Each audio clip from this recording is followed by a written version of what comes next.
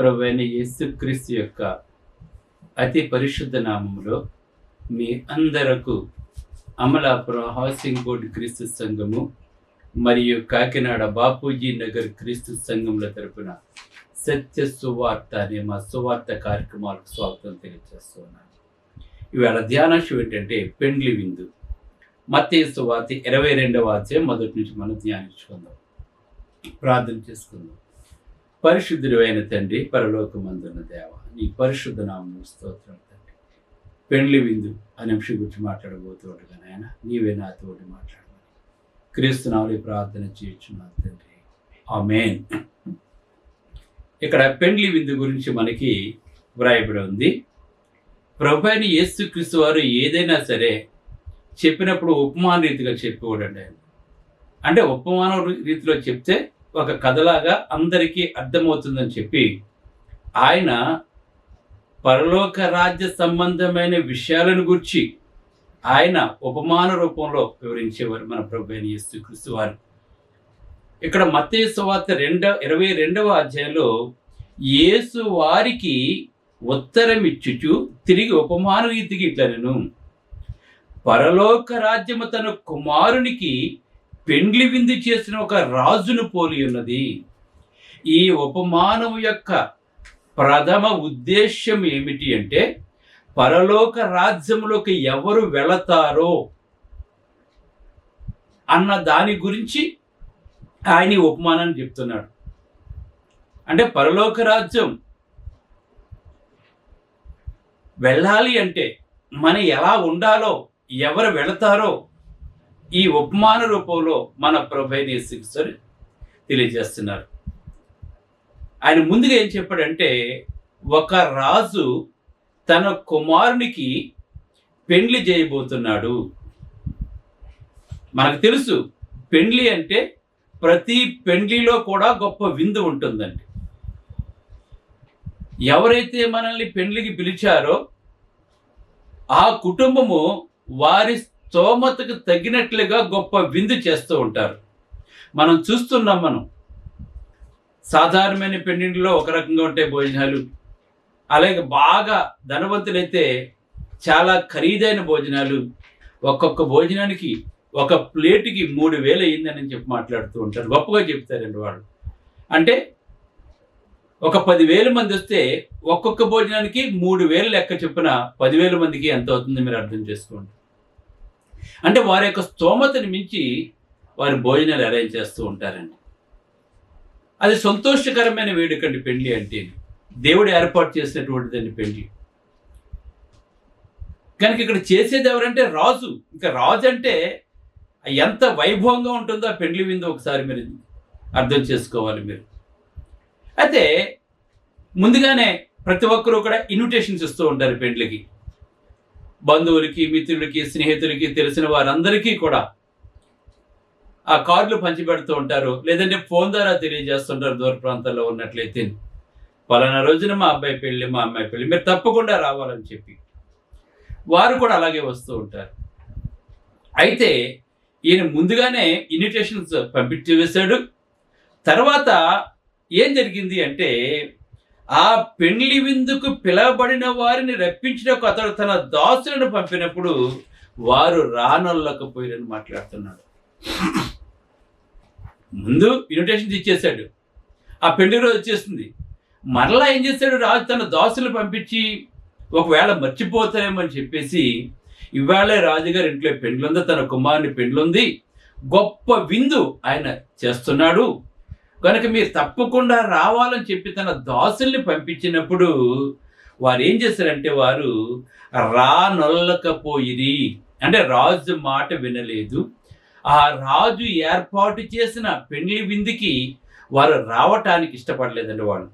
కాగా అతడు, ఇదిగో నా విందు సిద్ధపరచి ఉన్నాను, ఎద్దులను క్రొవ్విన పశువులను వధింపబడినవి అంతయు సిద్ధముగా ఉన్నది, పెండ్లి విందుకు రండని పిలబడిన వారితో చెప్పడని వేరే దాసులు పంపిన కానీ వారు లక్ష్యము చెయ్యక అని ఉందండి. ఇక్కడ లక్ష్యం చేయటం లేదండి వేళ. అంటే రాజు చేస్తున్న విందుకు వారు రావటం లేదండి. ఇందాకే ఏం చెప్పాను నేను మీకు? వారు రానొల్లకపోయిరి. దానికి కారణం ఏంటంటే వారు ఇక్కడ మాట్లాడుతూ ఉన్నాడండి. ఏమనికి మాట్లాడుతున్నాడంటే ఇక్కడ వారు లక్ష్యము చేయక, అంటే రాజు మాటను లక్ష్య పెట్టలేదండి. అయ్యో, మనల్ని పరిపాలిస్తున్న రాజు, ఈవేళ మనం క్షేమకరంగా ఉన్నామంటే ఆ రాజు యొక్క పరిపాలనలోనే. ఇంతకు ముందు మాట్లాడితే యుద్ధాలు వచ్చి కొట్టుకు చచ్చిపోయేవారు, సమాధానం లేకుండా ఉన్నాం.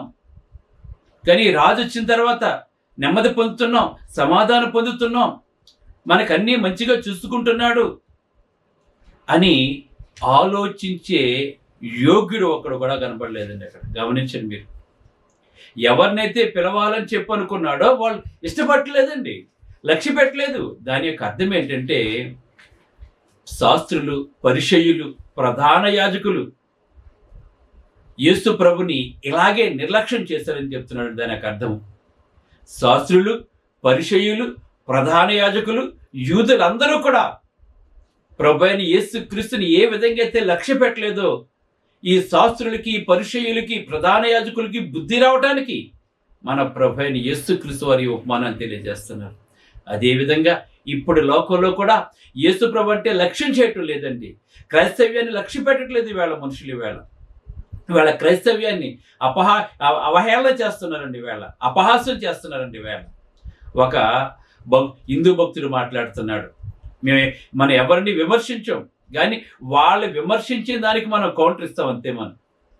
ఎందుకంటే మనకి విమర్శించవలసిన అవసరం మనకు లేదు వ్యక్తిగతంగా, కానీ వాళ్ళు ఏదైనా చేస్తే మళ్ళీ తిరిగి మనం కౌంటర్ ఇవ్వాలి మనం.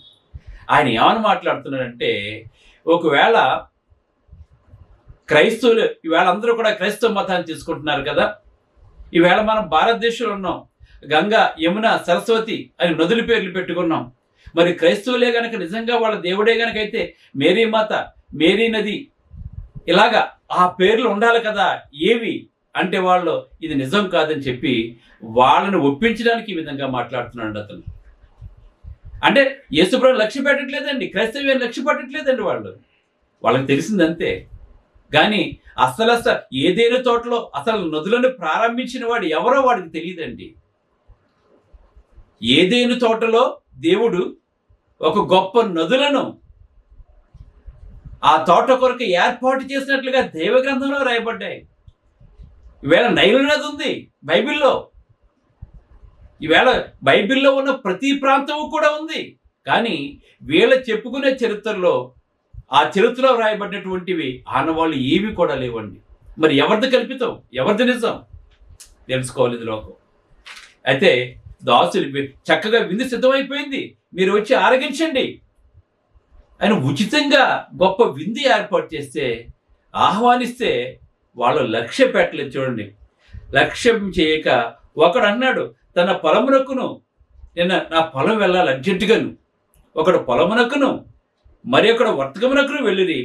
తక్కిన వారు తన దాసులను పట్టుకొని అవమానపరిచిరి. ఎందుకయ్యా మేము రావంటే అస్తమానం వస్తావు, మీ రాజుకి పనేమి లేదేంటి, మీ రాజుకి పని లేకపోతే మాకు పనులేముండవా మాకు అని చెప్పి వాళ్ళని అవమానపరిచారండి దాసులు. ఈవేళ ఎవరైతే సువార్తను ప్రకటిస్తున్నారో సువార్తను ప్రకటించే వాళ్ళని అవమానపరుస్తున్నారు. ఈవేళ నిజంగా అందరూ నిజమైన సువార్తికులు కాదండి. క్రైస్తవులో 90% అబద్ధ బోధకులు ఉన్నారు. ఈవేళ అబద్ధ బోధనే ప్రజలు నమ్ముతున్నారు.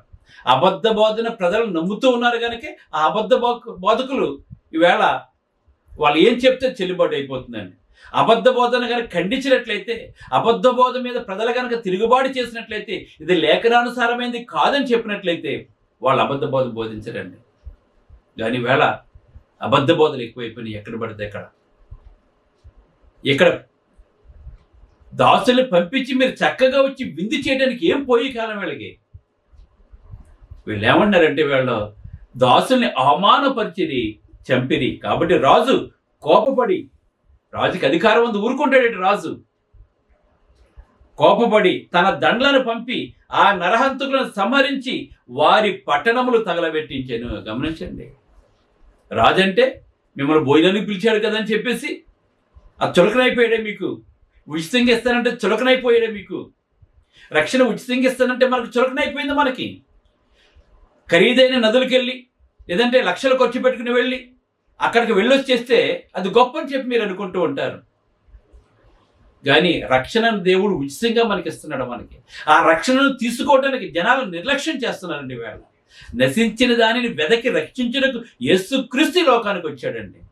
ఆ రక్షణ గురించి చాలా మందికి తెలియదండి. ఎందులోనూ మురికిలో మురిగితే రక్షణ వస్తుందని చెప్పి అనుకుంటున్నారు ఈవేళ మనుషులు. నిజమైన రక్షణ ఎక్కడుంది? యేసుక్రీస్తు యొక్క నామంలో ఉందండి రక్షణ. యేసుక్రీస్తు యొక్క నామంలో ఉంది రక్షణ. అయితే రాజు కోపం వచ్చిందండి. నువ్వు వర్తకానికి వెళ్తావా? నువ్వు పొలం వెళ్తావా? నీకు కావలసిన సమకూర్చి నిన్ను పరిపాలిస్తుంటే నువ్వు వేళ నా మాట వినవా? నీవు నాకు అధికారం ఉందని తెలుసు కూడా నువ్వు నిర్లక్ష్యం చేస్తావా అని చెప్పేసి దండ్లను పంపించి మొత్తం ఆ పట్టణాన్ని తగులబెట్టించేశాడు. ఆ నరహంతకులందరినీ కూడా చంపించేశాడు దేవుని. అందుకే జీవము గల దేవుని చేతిలో పట్టు భయంకరం. ఈవేళ నోరుంది కదని చెప్పేసి ఏది పడుతుంది మాట్లాడేస్తున్నారండి. ఈవేళ ఎవరు పడుతుంది ఏది పడుతుంది మాట్లాడేస్తున్నారండి ఈవేళ. కానీ జీవం గల దేవుని చేతిలో పట్టు భయంకరం. ప్రపంచాన్ని పరిపాలన చేసిన రాజులే కుప్పకూలిపోయారు క్రైస్తవ్యం ముందు. నీవెంత? రాజు చూస్తూ ఊరుకోడండి. ప్రతిదానికి సమయం ఉంటుంది. ఆయన దీర్ఘ శాంతము గలవాడే ఉన్నాడు. అందరినో అంతటినో మారు మనసు పొందాలని చెప్పాను కోరుకున్నాడండి ఆయన. ఏలయనగా మన దేవుడు దహించు అగ్ని. మనుషుడు మాట వినకపోతే ప్రకృతి చేత బుద్ధి చెప్పిస్తాడండి దేవుడు. ఈవేళ ఎగిరెగిరి పడుతున్నారు. ఈవేళ అధికారం చేతిలో ఉంది కదా, మనం ఏం చేసినా చెల్లుబాటు అయిపోతుంది కదా అని చెప్పి అనుకుంటున్నారండి. ఈవేళ ఇక్కడ ఈ రాజు ఎలాగైతే చేశాడో రెండవ రాకడలో ఈ ప్రపంచానికి దేవుడు అదే చేయబోతున్నాడు. ఆ నరహంతకులు బుద్ధి చెప్పబోతున్నాడు. ఆ పట్టణాన్ని ఎలాగైతే తగులబెట్టేశాడో ఈ సృష్టి కూడా అలాగనే పంచభూతాలు మిక్కిటి వేండంతో లయమైపోబోతున్నాయి. అప్పుడు అతడు పెండ్లి విందు సిద్ధముగా ఉన్నది కానీ పిలవబడిన వారు పాత్రులు కాదు. ఇక్కడ శాస్త్రులు, పరిచయులు, ప్రధాన యాజకులు వీళ్ళ అర్హులు కాదండి వీళ్ళు అని చెప్పేసి వాళ్ళకి పిలవదలుచుకోలేదండి దేవుడు. ఇంకా గనుక రాజమార్గానికి పోయి మీకు కనబడే వారందరినీ పెండ్లి విందుకు పిలువడని ఆ దాసులతో చెప్పాను. కానీ ప్రభువైన యేసుక్రీస్తు వారు ఎవరి కొరకు వచ్చారో వాళ్ళు యాక్సెప్ట్ చేయలేదండి. ఆ జాతి వారు యాక్సెప్ట్ చేయలేదండి. అయితే మీరు మార్గం గుండా వెళ్ళిపోండి, మీకు దారిలో ఎవరు కనపడితే వాళ్ళందరినీ పిలిచేయండి అని చెప్పి అన్నాడు. అయితే ఈ ఆహ్వానింపబడిన వారి కంటే ఎక్కువ మంది వచ్చారండి. ముందు వాళ్ళకి అసలు ఇన్విటేషన్ లేదు. ఇన్విటేషన్ లేదండి. వాళ్ళ రాలేకపోవటం వల్ల వీళ్ళని పిలిచారండి. ఈవేళ యూదులు, శాస్త్రులు, పరిచయులు వినలేకపోవటం వల్ల, అందుకే మీకంటే వ్యభిచారులుగా ముందు పరలోక రాజ్యంలో వెళ్తారని చెప్పండి యేసుప్రభు. మీకంటే ముందు వ్యభిచారులు పరలోక రాజ్యం వెళ్తారని చెప్పండి. వాళ్ళు నమ్మారండి వాళ్ళు యేసుప్రభుని. వాళ్ళు కనుక పెళ్లిసారి అంతా నిండిపోయిందండి, కిక్కిరిసిపోయిందండి. మీకు చూశాడండి, పిలువబడిన వారు అనేకులు, ఏర్పరచబడిన వారు కొందరని చెప్పేసి అనేసి పెళ్లి వచ్చినప్పటికీ ఆ వచ్చిన వాళ్ళందరికీ కూడా అందరూ సమానంగా గొప్పగా ఉండాలని చెప్పి, ఎందుకంటే వీళ్ళు పేదవారు బీదవారు గనక, ఇది చేసేది రాజు గనక, ఆ రాజుగారు స్తోమతకి హోదాకి తగినట్లుగా ఉండాలి గనక ఆ రాజుగారు ఏం చేశారంటే, రాజులు ఎటువంటి వస్త్రాలు వేసుకుంటారో వచ్చిన వారందరికీ కూడా ఆ వస్త్రాలు ఇచ్చారు. ఆ వచ్చిన వారందరూ కూడా, ఆ పేదవారు దీనులందరూ కూడా ఈ రాజవస్త్రాలు ధరించుకుని సంతోషంతో, మాకు ఇటువంటి ఘనత, ఎంత ఘనత, రాజు ఎంత గొప్పవాడు అని చెప్పేసి ఆ రాజవస్త్రాలతో ఆ విందుసార్ అంతా కూడా కళకళలాడిపోతుందండి. ఆ వస్త్రాలు ఇచ్చినటువంటి వాడు ఎవరండి? రాజు. వాళ్ళకి ఆ స్థితిని కలగజేసిన వాడు ఎవరండి? రాజు. అయితే ఒక్కడు మాత్రం పెళ్లి వస్త్రాలు వేసుకుని రాలేదండి. అప్పుడు అడిగాడు, సహోదరుడా నువ్వు ఎందుకు పెళ్లి వస్త్రాలు ధరించుకుని రాలేదంటే మాట్లాడలేదండి. వచ్చాడు కానీ ఈవేళ అనేక మంది ఈవేళ నిజమైన పరిశుద్ధాత్మ వరాన్ని పొందకుండా, దేవుడు స్వరక్తమిచ్చి సంపద తన సంఘంలో లేకుండా వీళ్ళ పరలోకి వెళ్ళిపోదని చెప్పి అనుకుంటున్నారు. అయితే వారు ఎట్టి పసి ప్రభుని పిలిచి ప్రతివాడు పరలోక రాజ్యానికి వెళ్ళండి. అపోస్తుల బోధలో ఎవరైతే ఉంటారో, అపోస్తులు బోధ ఎవరైతే ఆచరిస్తారో, దేవుడు ఏ సంఘం స్థాపించాడో ఆ సంఘంలో ఉన్నవారు మాత్రమే పరలోక రాజ్యం వెళ్తారు. అయితే చెప్పాడండి, రాజవస్త్రాలు ఇతను ధరించలేదు కనుక ఇతను తీసుకెళ్ళి చెప్తున్నాడు. అతను ఎవరు మాట్లాడుతున్నాడంటే, ఇతను తీసుకుని వెళ్ళి వీరి కాళ్ళు చేతులు కట్టి వెలుపల చీకట్లో త్రోసివేడి, అక్కడ ఏడుపును పండ్లు కొట్టి ఉండని వారితో చెప్పాను. కాగా పిలువబడిన అనేకులు ఏర్పట్టబడిన వారు కొందరే కనుక ఆ శాస్త్రులు, పరిచయులు, ప్రధాన యాజకులు ఆ పరలోక రాజ్యాన్ని విందుకు రాలేకపోయారండి. ఈవేళ అనేక మంది దేవుని యొక్క విందుకు రావటం లేదండి. ఎందుకంటే వాళ్ళు తన ఇష్టమైన నిర్ణయాలు తీసుకుంటున్నారు, ఇష్టమైన బోధలు చేసుకుంటూ ఉన్నారండి. వాళ్ళు ఇవాళ అనుకుంటున్నాం మనం వేల కొలది వెళ్ళిపోతున్నారు వేళ అని చెప్పి అనుకుంటున్నామో, వారి ఇంటి పరిస్థితుల్లో కూడా పరలోకి వెళ్ళరండి వాడు. ఎందుకంటే రాజ వస్త్రాలు వారు ధరించుకోవటం లేదండి. కనుక మనమైతే దేవుడు ఏమైతే చెప్పాడో, ఈవేళ అన్యులైన మనం వేళ పరలోక రాజ్యం వెళ్తున్న వేళ మనకు కూడా అవకాశాన్ని మన ప్రభువైన యేసుక్రీస్తు వారు ఇచ్చారు. కనుక దీన్ని బట్టి ఏం తెలుసుకుంటున్నాం? తండ్రి అయిన దేవుడి పెళ్లి విందు ఏర్పాటు చేసిన ఆ పెళ్లి కుమారుడు ఎవరు? మన ప్రభువైన యేసుక్రీస్తు వారు. కనుక మనం అందరము కూడా పరలోక రాజ్యం వెళ్ళాలి అంటే పిలువబడివారు అనేకులు, కానీ ఏర్పరచబడిన వారు కొందరే. ఆ కొందరిలో మనం కూడా ఉండాలి. దేవుడు సరక్తి తన సంఘంలో ఉందాం. పరిశుద్ధాత్మను మనం ధరించుకుని ఆ పరలోక రాజ్యంలో ప్రవేశిద్దాం. ఇంకా రక్షణ పొందకపోతే నేనే యేసుని దేవుని కూడా ఒప్పుకోండి. మీ చుట్టుపక్కల ఉన్న క్రీస్తు సంఘాలకు వెళ్ళి క్రీస్తు సంఘ ఆరాధన చేయండి. మీ అందరికీ వందనాలు. God bless you. ప్రార్థన చేస్తాం. ప్రేమ గల తండ్రి, దయగల దేవ, పరిశుద్ధుడు, పెండ్లి విందు తండ్రి, గొప్ప విందు ప్రభు, మేమందరము కూడా తండ్రి త్వరలో పరలోక రాజ్యం వెళ్ళబోతున్నాం తండ్రి. అక్కడ సంతోషం ఉంటుంది తండ్రి. గొప్ప రాజవస్త్రాలు తండ్రి, ఈ వస్త్రాలు తీసివేస్తండి, నీతనే వస్త్రాల మీద ధరించుకుంటాం ప్రభు. అక్కడ ఎప్పుడు నిత్యమూ సంతోషం ఉంటుంది తండ్రి.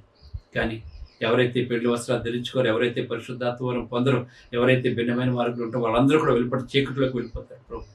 అక్కడ ఏడుపును పండ్లు కొరుకుంటుంది కనుక అక్కడికి వెళ్లకుండా ఉండాలంటే నీ మాటకు లోబడి జీవించే కృపను మాకు దయచేయాలని క్రీస్తుని వేడుకొంచున్నాం తండ్రి.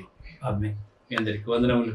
బ్రదర్ జార్జ్ రాజు వారా, church of Christ, housing board, Amalapuram, near KIMS medical college, Konaseema district, 538201. Mobile number 9848730355, 92933174174. Email ID georgerajuvara@gmail.com. Website www.helpingforpoor.com.